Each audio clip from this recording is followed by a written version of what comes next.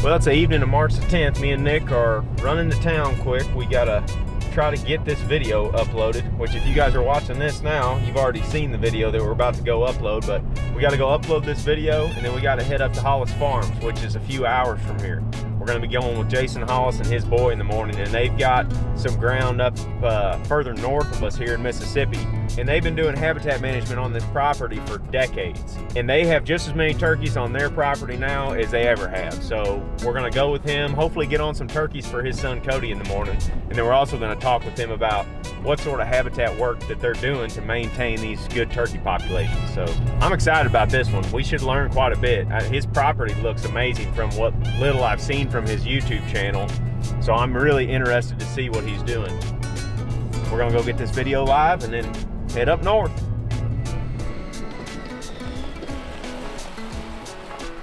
It's March 11th. We're up here with Jason and Cody Hollis. We're gonna try to get a turkey, and then we're gonna ask Jason a million questions about habitat and what he's done here on his property. Like Nick said, it's pretty this morning. It's like 38, 39, crystal clear, stars in the sky, not a breath of wind, so they ought to really gobble this morning, but we'll see.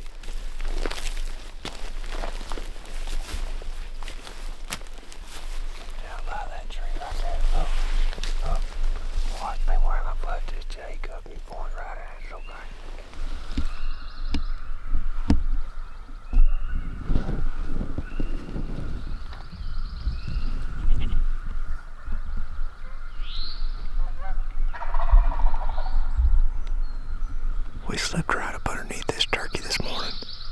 Hollis was over here scouting a couple days ago and heard him in here gobbling in the edge of this pine thicket. And he saw the bird pitch out into this power line. We just came in here this morning and tried to get set up for daylight, hoping that he was still in here, and he's right there. We're in business this morning. He's only probably 100 yards from us, if that. Hopefully he comes right up the edge of this power line right out here to the decoys, and Cody gets a shot at him here.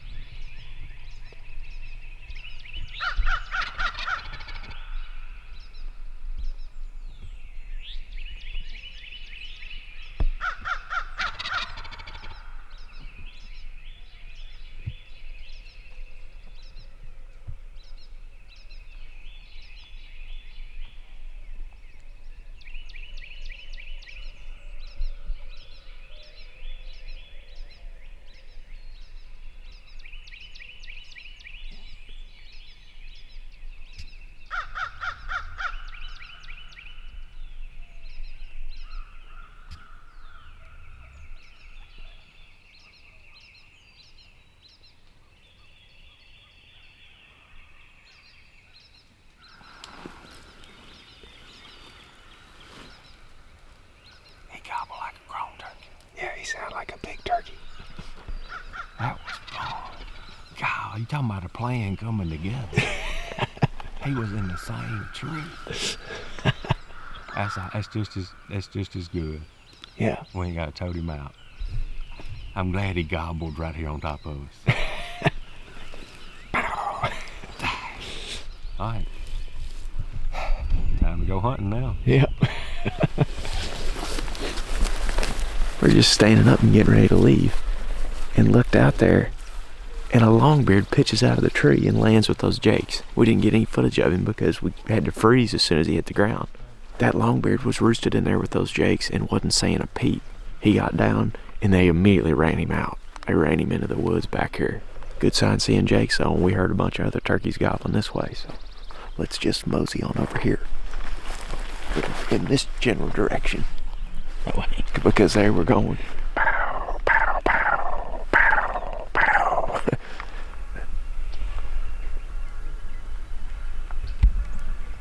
You sure it was that way? I think it might be that y'all heard drone. Yeah. Ready?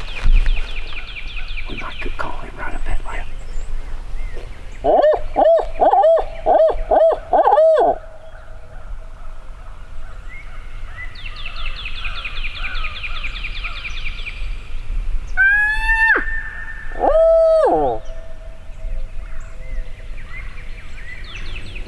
He might be in there, but it was loud. I thought it was over here.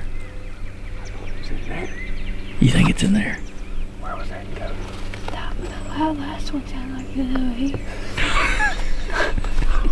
I can't tell. I keep thinking it's here. It sounds hollow, like it's in the timber. Yeah. Let's go to that corner I was saw it. No, it's right there. I'm telling Are you. you sure? I think so. Cause we keep thinking we're hearing one over there, and I think we're finally hearing it. So it's this way.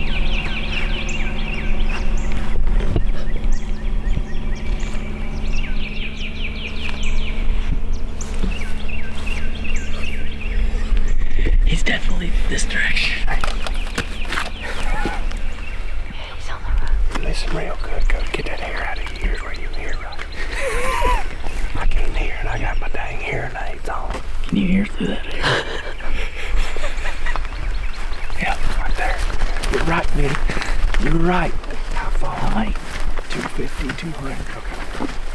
Oh, wait. 200, baby. Yeah.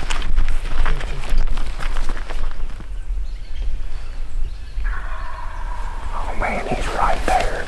He's right in that bottom. He may come right up that little edge right there.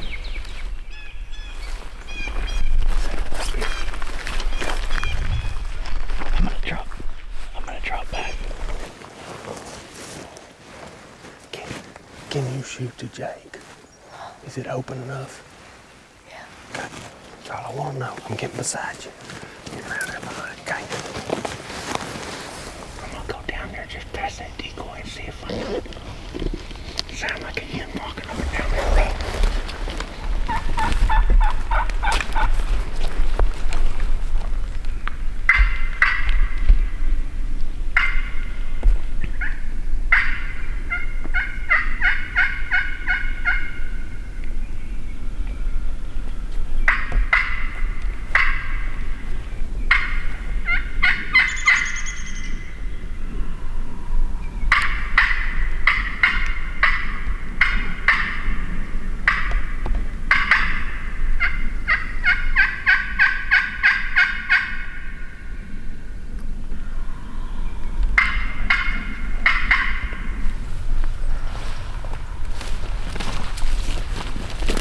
We need to at least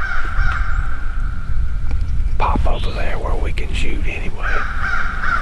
He's walking because he's getting wide. He's coming though. Yeah. Come on, Cody.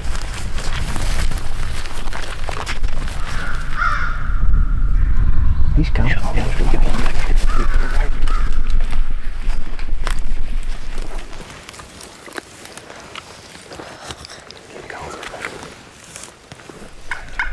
think.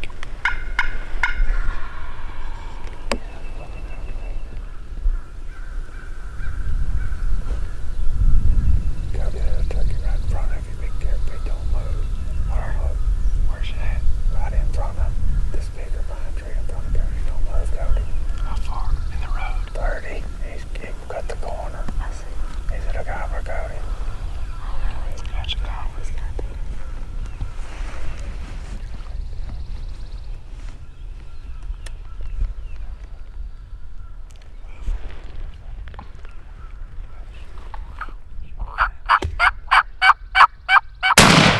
Good shot, buddy. That boy.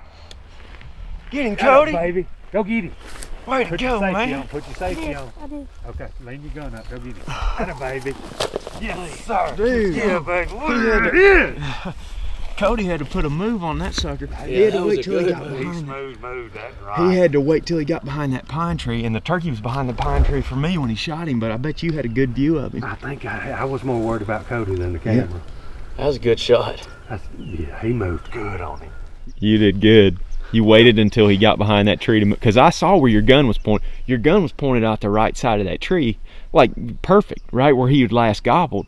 But then he started going that way. I'm like, oh no, this ain't good. And then he went behind the tree for me, and I couldn't see him, and that must have been right at the time when you couldn't see him, because I was just right over your head. Yeah, like I wasn't steady at all. Like I moved and then like it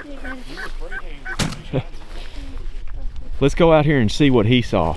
He came right up the edge of that power line out there, and he cut this corner, because right about here's where he was at. Right there's where we were at. He popped out right here in this road, and he either saw that Jake decoy and didn't like it, or he saw us. I bet you he saw us. I kept telling you, I knew I heard one back in there. I was looking at know. that scrape. Actually, we'll be able to tell because when I was filming that scrape, that's when I thought I heard that first gobble back this way. Well, when we were set up this morning, we all thought we heard one gobble back this way. I heard this turkey on the limb. You know, if it had happened this morning, the plan worked. It was just the wrong bird. Yep. Jake's gobbling. I'm proud of Cody now. That was a big boy swing. Man, that thing got a black fan. Yeah, he does. He's a beautiful turkey. You got your turkey tote with you?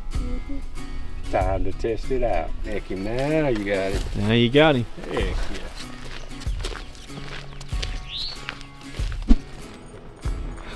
Alright, so I burned all this, what we're finna look at, less than 3 weeks ago. There ain't been no turkeys, hardly. 1 or 2 the last 5 or 6 years. And I'm not sure how many standing down there right now, but we're gonna get a peek at it, and that's it, and we're backing out. There's a lot of Let's see what's out here. It looked like 25 or 30. Oh yeah. Hey, that's a good sign though in your fresh burn. I told him, I said, I'm gonna kill one in this barn Wednesday. Yeah. Or either me and Cody gonna do it in the morning. And you talking about stuck out, there ain't no cover. It'd be fun. Yeah. Be fun. You talking about being still. We got back out here. That's awesome. I wanted to show y'all all that, but we're not gonna spook them. No. We got enough to look at. Basically, as far as you can see, the brown where I burned, both sides that way is like this.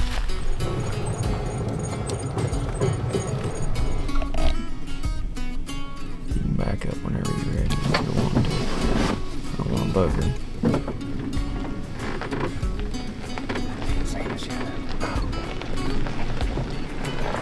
One along the left edge that might be seeing us. There's at least 2 gobblers down I there. shot 3. Yeah. I did.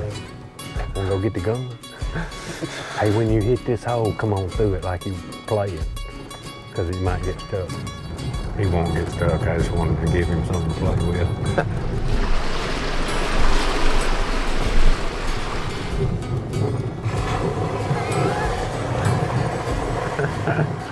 All right, guys, we had a cool hunt this morning, but now we're going to get down to the real important stuff and why we're here. And that's to talk about why you got so many turkeys. Right.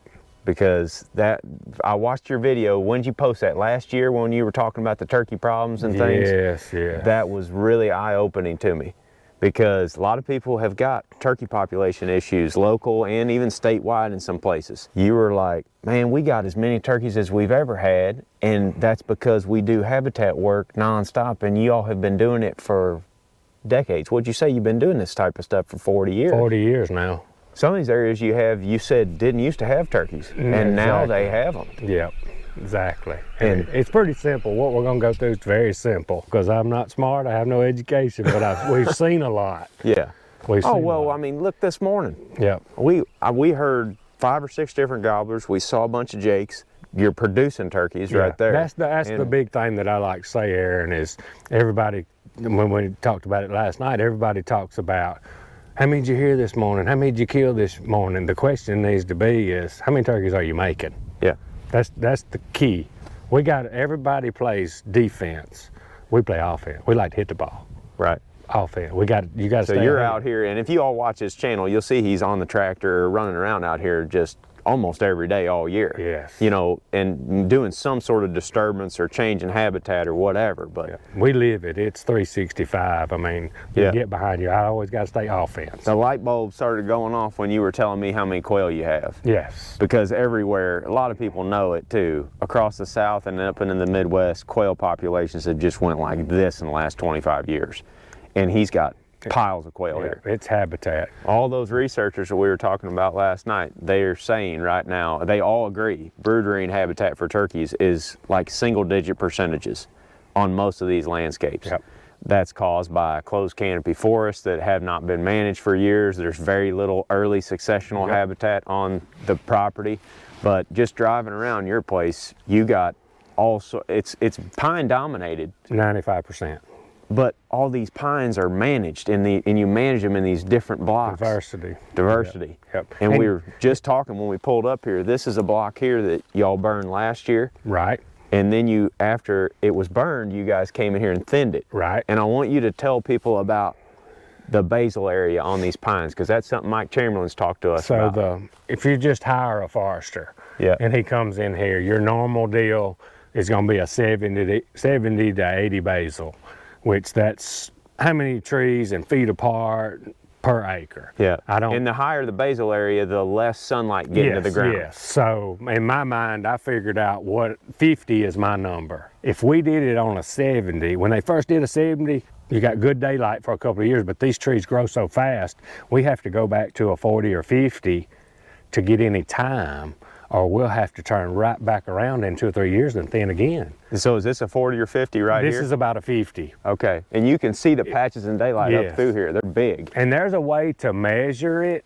but what I'll do, Aaron, my mind, I'm stuck on the 50 to start the cutter man, because he knows what that is. Yeah. And they've got gauges that they can hold up in the air. So sometimes if you've got a bigger tree or a smaller tree, you may get more trees, a different basal. So I stay with them about every day when they're logging, and if I'm doing it the old redneck way, if I look out and don't see my right daylight, I tell him, let's go through there and take a few more out. Because it boils down to daylight. If you ain't got sunshine, plants don't grow. Right. And then when you got daylight gaps in these trees, you're almost creating like a woodland habitat or woodland That's it. ecosystem situation, where you've got these native grasses and forbs and stuff that are growing up in between the trees. Yep. But if they're too tight together, and this doesn't just go for pine trees in the South, this goes for any closed canopy Yes. forest. When the Yes. trees are too tight, then you can't get that early successional You know, like growth on the ground. A lot of people up north watching, I hadn't hunted up there a whole lot. A lot of people hinge cut and stuff. Yeah. Kind of the same thing. But you got to stay on top of it. You know, they hinge cut one time and that grows up, you're back where you started. Right. You got to stay after it. Hardwood's hard to deal with, but it can be done. Yeah, and you stay after it by keeping the understory down with herbicide and with burning. Fire's your cheapest way. Fire's the cheapest way. If you get behind, you got a herbicide then. So I trying to do better at staying ahead, because you take $10 worth of diesel and gas mixed and burn you 500 acres where it costs thousands to spray it. So we basically have got too high basal area across the southeast. Everywhere. Everywhere. And whenever you can decrease that down to a 40, 50 basal, like what you got in here, then you're getting enough sunlight to the ground and you're popping this habitat out, and you've got all this usable space now. Yes, for and what quail people are turkeys. missing, and we hit on this a little bit last night, the economics of it, and I learned this, you know, they think, man, if I don't do it right, I'm not gonna get enough the money back. Well, we've learned, we let them go a little bit longer where so-and-so's clear cutting them at 25 years old, we'll thin them at 22 or 3, and we measure them, we get out here with a tape measure, and we'll max them to what that meal takes, and it may be 30, 32 years old, and we've got another thinning and we get 5, 6, 7, 8 years of growth, and that's making up for what we took out. We got extra thinning, and we're maxing that meal where you get a little more money. In the end, we're winning, and once you thin it that first time, you get that 6 to 10 years when they get from that 8 year to 15 year where you just can't do nothing with them. You got to let them grow to limb themselves, and then you get your first thinning. After that, and you get one fire in them, till the day you clear cut them, you should have understorage. Most people that clear cut are not maxing out their pine tree. they're cashing in, and where they could have got a thinning and then get some diameter. When you give them space like this, buddy, you'll be down here one time. You just say you put a climber on there this year and you leave it and it's just right. You come back next year and you can't move it. You can't move it because it's growing so fast. I mean, they got all the room to grow now. This land will hold a lot more trees per acre than this, but we don't get no understorage growing back. You could put a lot more trees down, but then you got that high basal area and that closed canopy, and you don't have all of this stuff underneath. It just becomes a giant a giant block of unusable space for you kind of have to make your mind up. Are we gonna grow pine trees or are we going hunting? But what we've done, what I just explained, you got the best of both worlds. Right. You're doing everything for the wildlife and you get an extra thinning before you clear cut, and it's a win-win. And not only that, he's managed to take a very, almost a pine-dominated monoculture of an area and create all of these diverse spaces, like Thrash's place, where you filmed Luke kill that bird yesterday. That opening that turkey came through, that field, they made that field with bulldozers. Right. Like, they bulldozed the timber out of there, and then they planted a section of it in chufa, and then a section of it in wheat, and then another section of it in corn that they cut. So there's all this diversity in there, and you've got it in spades here too. I mean, that power line we were on this morning. And you see what was in the background when Luke killed that turkey. It was just a flock. Huge flock of turkeys. Everybody I know, and I told you this last night, everybody I'm talked to that manages for turkeys has got turkeys. It's the people that's not that don't have them. I've been saying for years, it's simple. It's simple. And a lot of this stuff we figured out by accident, but along the way you mess up enough and lose enough money or whatever, and some things happen by accident and you just got to remember it. But I hope people watch this and just see it. And it can be done in hardwood. It'd be a little different deal with hardwood. What I'd suggest in hardwood, you just have to go in there, and we've done this at my house. You go in there and take out a section, whatever the acres is, and you spray it just like you would spray this pines when it was clear cut with mazapir, stuff that kills all the hardwood woody stuff. All right, and then you just let it grow up in what's going to grow under these pines, but you have no trees. Then you got bedding and nesting. And you can checkerboard that through a hardwood block, and you got it. That's the checkerboard thing. I mean, that's what this place looks like, is checkerboard. With hardwood, you spray it after you clear cut it, and man, you're talking about some deer hunting. If you get it sprayed right, you got 8 to 12 years before you hit it again, and it stays in that early succession forever. So this is a new clear cut this year? This year, yes. These are 12-year-old pines? 12 to 15. 12-year-old pines that have not been thinned yet, but they're due for a thinning. It's time. And then these pines over here are... They're gonna be in that 25-year range. They were thinned 2 years ago. This was thinned 3 years ago. And all been burned. What's interesting too, depending on the soil and what's there, right out there is super for turkeys. But they've gotten to where they don't roost in them because they're so tall. And then you got these road beds through here. And then you got this fire break or lane that you've dissed some. Look at that. Look at how pretty green that is down through there. There's turkey poop right there. You know, a lot of people don't know how much gravel, that you need gravel on your place for turkeys for the crawl. That's how they digest. Right here in this spot, you got all that stuff. 3-4 different sections of pines at different ages and different thinnings, and then you got a clear cut with an open area for them to strut in, and then these road beds through here. It's like, turkey poop. That's all the proof you need right there.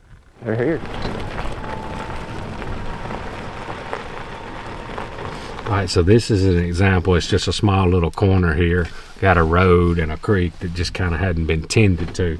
All the woody stuff is there, and there's nothing down there, no bring briar, nothing. So if that would have been taken care of, you'd have had all your briars and stuff in there. So basically that's what I'd say 90% of the timber in Mississippi, Alabama looks like when it gets to there. There's nothing there. You can't even walk through there. They don't want to be there. So this is one of the only spots on this property that's like that, and I'm gonna fix it before it's over with. It just either got too wet when we was thinning or something, and it's just kind of got away. All right, we're right back up here where Cody shot his turkey this morning. And Jason was telling us when we were sitting down in the dark, he's like, for some reason, they like to roost in this age pines, or this stage of pines. Yep. And you said 20 years They're old? gonna be 18 to, I can't remember, it's 18 to 22, something like that. But it's, you know, different soils gonna be, but this size tree seems to be what they like. You can see what you're talking about though, like they've got all these horizontal limbs on these trees, Yep. but they're not super high off the ground. Yep, and you can see more of them out through there. Oh yeah, yeah. And there's enough canopy cover around them that those birds could feel safe up there. Yep. And if they're in the middle of one of these, what would you call it, 40 basils, Yes. 50 basil Yep. sections, These right they're just here. sitting out in the middle on a tree. Right, these right here are on, I would say they're on about a 80 right now. Yeah. But one thing too is interesting, you know, all the gobblers basically flew down to the field this morning. Right. And we didn't know till things got to going. The hens were still sitting in the tree, but I think they probably flew up from the road. Right there. I mean, they were right in those within, trees. Yeah, they were Yeah. close. But you can see why when you get here and look. There's all those horizontal limbs, like you were saying. They pop some of up these 20 feet. Right. They don't have to fly very The far. other trees are 40. Right. And then you get over there on that other piece that's huge. Those trees are ancient, and those They birds can't got to fly way up. They Yeah. got to fly way It's up high in 80 the tree. feet. Yeah. It makes sense why they're in there. They're protected. Yep. They're protected from weather, Hawks. wind, hawks, other owls, avian predators. Me and Jake and Thrash killed a bird on public land in Mississippi. I don't know, it's been 4 or 5 years ago now, but it was in a pine stand that was about that same age. And there was some understory in there, and we were like, man, wonder why they like these pines so much. But it may make sense. They may be in there during that time frame. Yep. Where they just are providing better roosting habitat. Never see any in the winter here. Right. Those birds are busting out of their winter flocks, and they're starting to section out across your property in all these different areas where they got usable space. And just cruising around the property today, we've seen 2 other flocks. He's getting pictures of other turkeys while we're here. We heard 5, 6 gobblers this morning. I mean, turkeys are all the jakes. The turkeys are here because they've got tons of usable habitat and just a patchwork of different age pines throughout this thing. Habitat is key. Hey, number one. Habitat is awesome. Number one, buddy. What you got going on, Warb? I was just finishing this video up.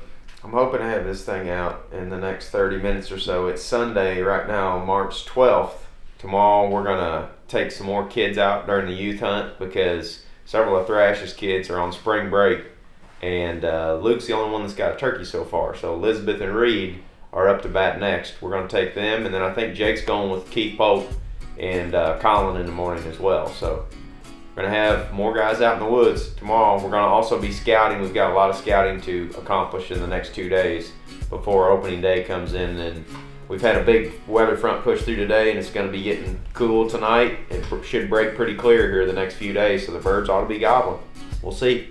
That's going to do it for this video though. If you guys want to go back and check out some of the other turkey tour videos, we'll put links right here at the beginning of the video so you can catch up if you haven't been following along thus far. But for those of you that have, we really appreciate it, and we'll see you on the next one.